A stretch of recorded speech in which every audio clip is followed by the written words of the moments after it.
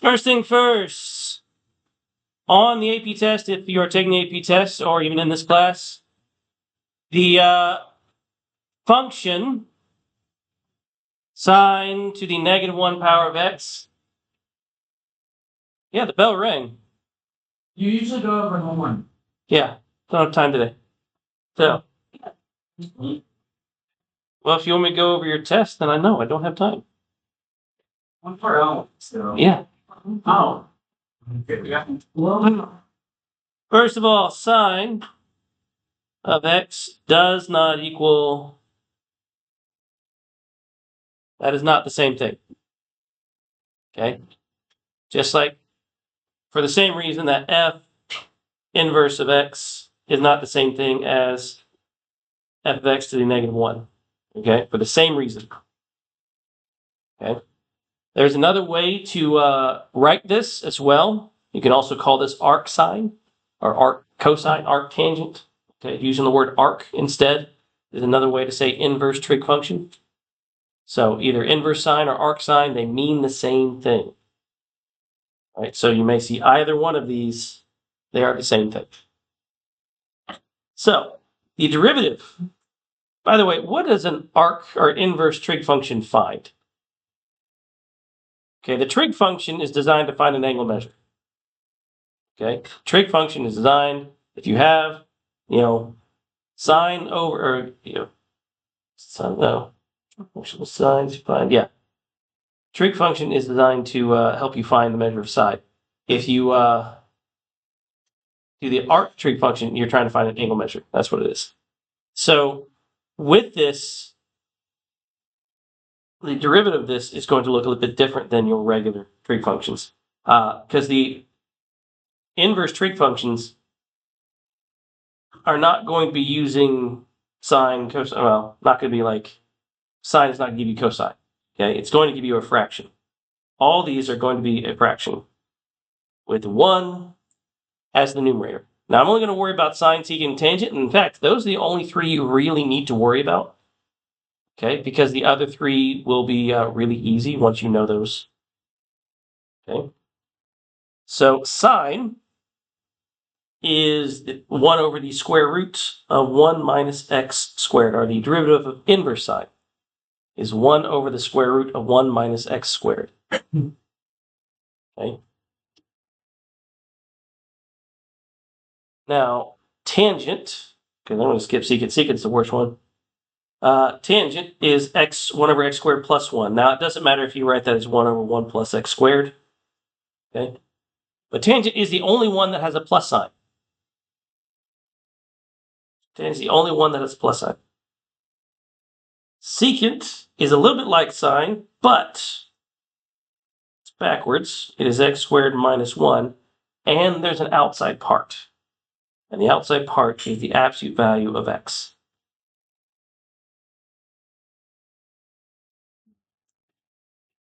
Now, what you need to do is memorize these. You need to memorize these.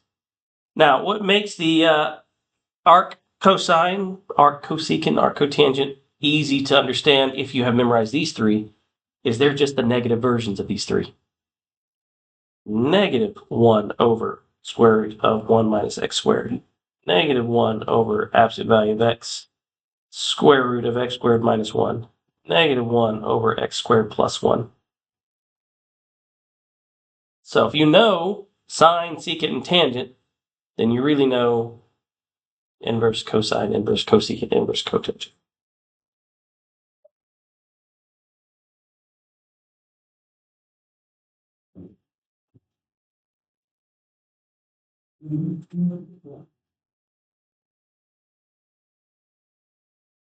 Now, fun part is that in coming in with these, we are also going to deal with chain rule. So let's look at some examples here. So since we know that the derivative of inverse sine is 1 over the square root of 1 minus x squared, we're going to replace this, okay, replace x squared with that. So it's going to be initially 1 over the square root of 1 minus 3x squared, okay, times the derivative of what's inside, which is just 3.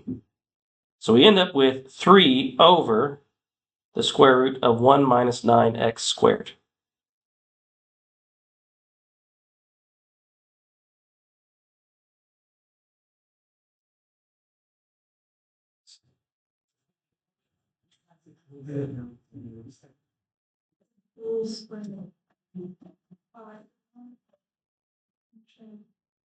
Questions number 1.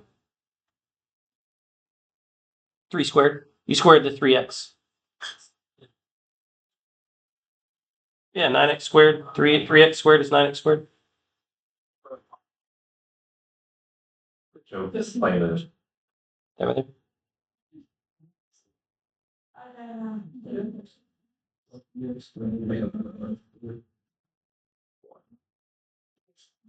Right. We're going to do the same thing with tangent. Now we know tangent is 1 over x squared plus 1. So this is going to go inside of the x squared. So that gives you 1 over 2x squared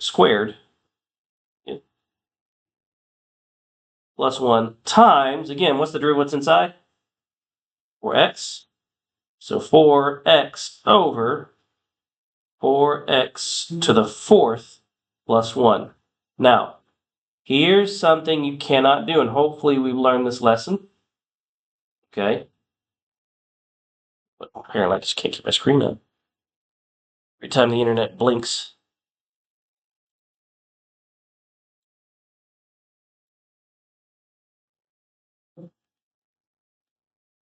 So, can I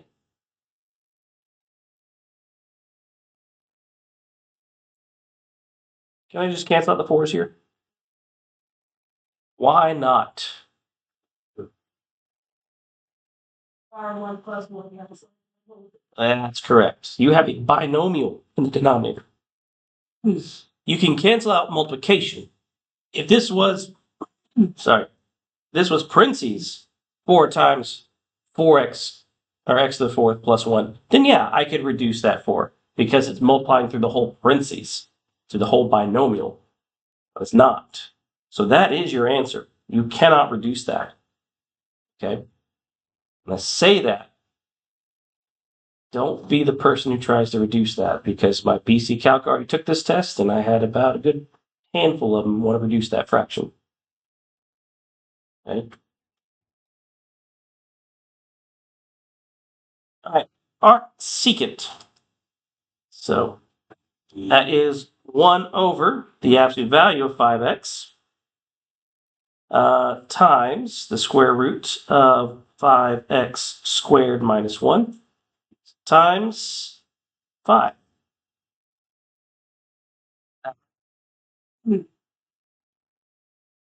Can you reduce the 5 in the numerator with the 5 in the absolute value?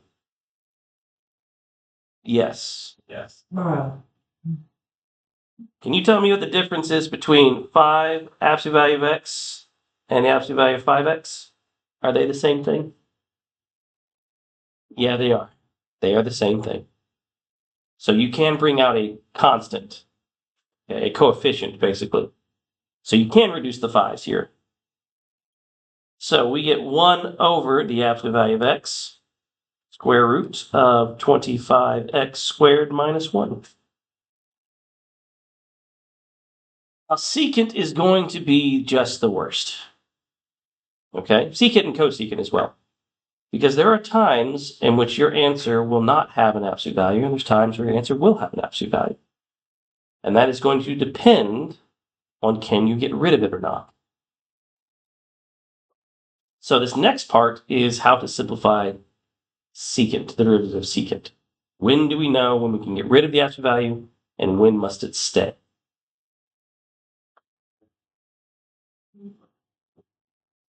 So to do this, what we are going to look at is my initial solution, and then what happens after I reduce it. Okay? So we're going to plug in a negative value, because if I plug in a positive value, it's not going to change an absolute value. Okay, so we're going to plug in a negative value. Say we're going to plug in x equals -1. I'm not worried about the number I'm going to get. What I'm worried about is what is the sign of my result. Okay, so up top, if I plug in a -1, am I going to get a positive or a negative? Positive. All right. And then on the bottom, what am I going to get?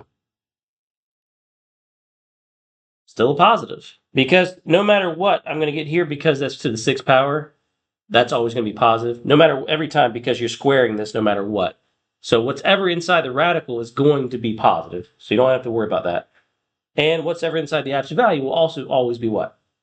Positive. So your denominator for every time you do secant will always be positive. Okay, so I should end up with positive or positive. The thing is, when I reduce this, I need to keep this overall answer as positive. So I'm going to reduce to 9. 9 and 3 reduce to 3. Okay, and 1. And the x squared and the x. And you can actually reduce the x squared and the x cubed. That would give you x square root of 9x to the 6 minus 1. Is it not absolute value? Well, that's what we're going to check. So the idea here is I'm going to drop the absolute value, but I need to see if I need to put it back on there. To do that, I'm going to plug in -1 again. So if I plug in -1, all right, up top, that gives me what? A positive, right? But on the bottom, that gives me a negative. Now, that gives you negative, and this does not work. So, does not work. So, which means we have to put the absolute value back on. Now I have positive over positive. So that gives me positive, and that does work. Okay. You're going to kind of hopefully notice a bit of a pattern here. And if you notice it, you can use it. All right, we'll do the same thing over here. We are going to plug in x equals -1. Up top, I'm going to get a negative. On the bottom, I'm going to get a positive. So this overall thing is negative. And when I reduce, we're going to get 2 over x square root 4x squared minus 1. Now, when I plug in x equals -1, that is going to give me a positive over negative, which is negative.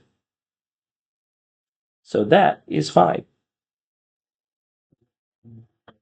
Right. It would be wrong. Right. Does anybody notice something about your numerators for 4 and 5? They're smaller than the denominator. Yeah, they're always going to be smaller because you're going to do the derivative. But what about your degree of your numerator for 4 and your degree of your numerator for 5?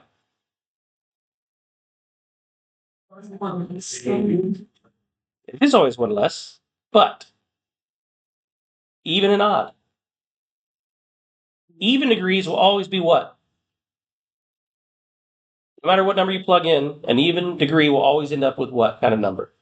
Positive number, which means you should always have an absolute value when you're done because it must remain positive. An odd degree, if you plug in a negative, will be negative, which means you can drop the absolute value. So there's kind of your little hint there. If you have an even degree in your numerator to begin with, you're going to end up with an absolute value in your denominator. If you have an odd degree in your numerator, then you're going to end up without the absolute value. Sure. Does that help? All right. So if it does, make sure you write that down. All right.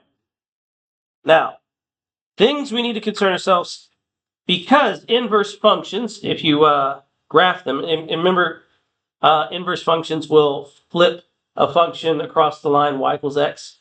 And when you graph them for sine and cosine specifically, if you take a sine function, which starts at what, 0?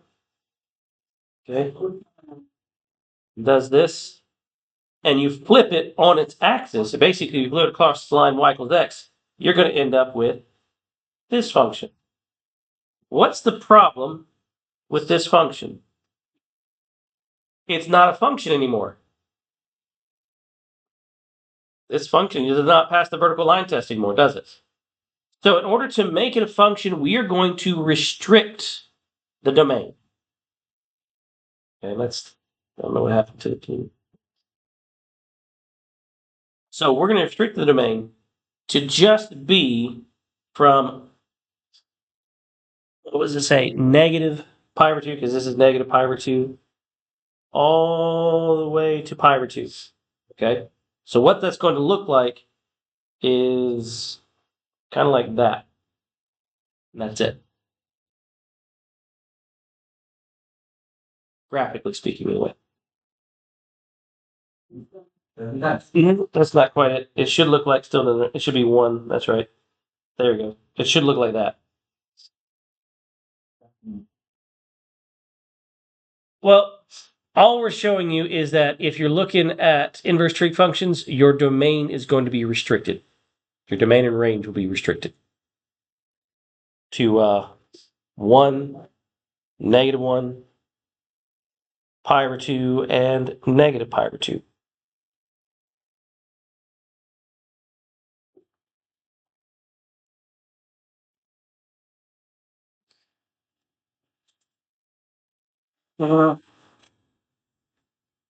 Now, cosine will do the same thing, but its domain and range are a little bit different because for cosine, it starts at 1 and then goes down. So its domain still going to be from -1 to 1, but it's going to be from 0 to pi instead of pi over 2. All up here is pi. So this will be domain of inverse cosine, or the range of it anyway.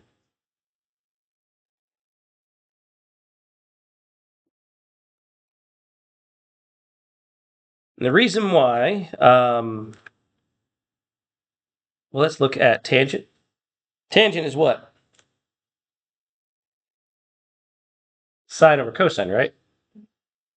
So it's going to have a very similar domain as sine, or similar range as sine. It's going to be from negative pi over 2 to pi over 2, specifically because it was its numerator. Okay. Now, the difference here is it does go on forever and ever and ever because a tangent function, when you turn it sideways, will look like this.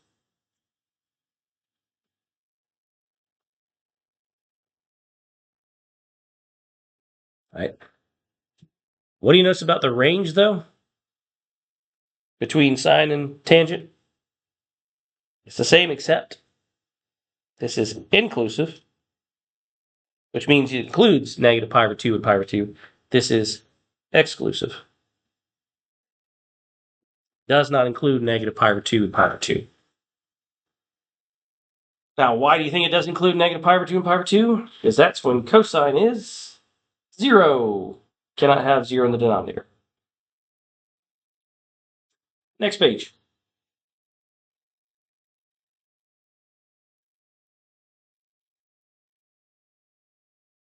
So, here they're just asking you to find the value.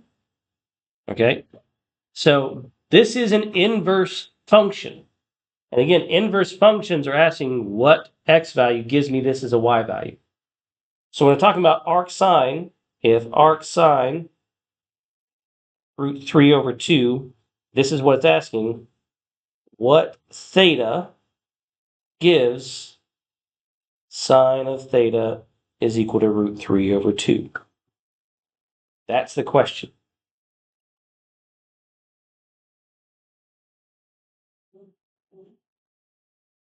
So what angle measure, what angle measure gives me root 3 over 2 for sine?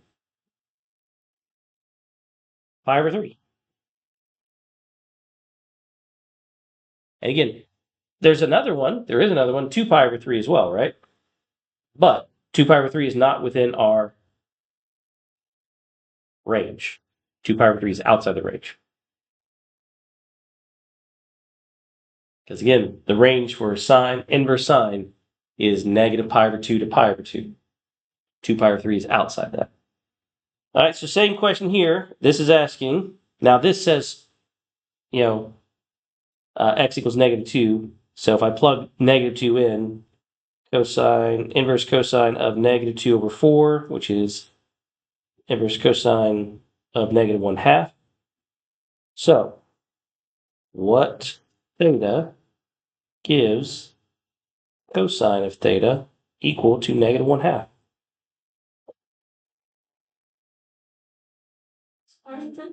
Or wait, no, Okay. negative.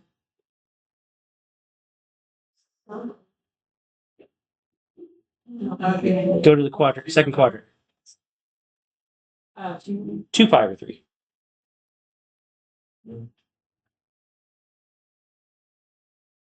right, so again, same now. Arctangent, this plugging this in. This is asking, so what theta gives tangent theta equal to 1/√3. Now, because tangent is sine over cosine, does anybody know this one? 5/6.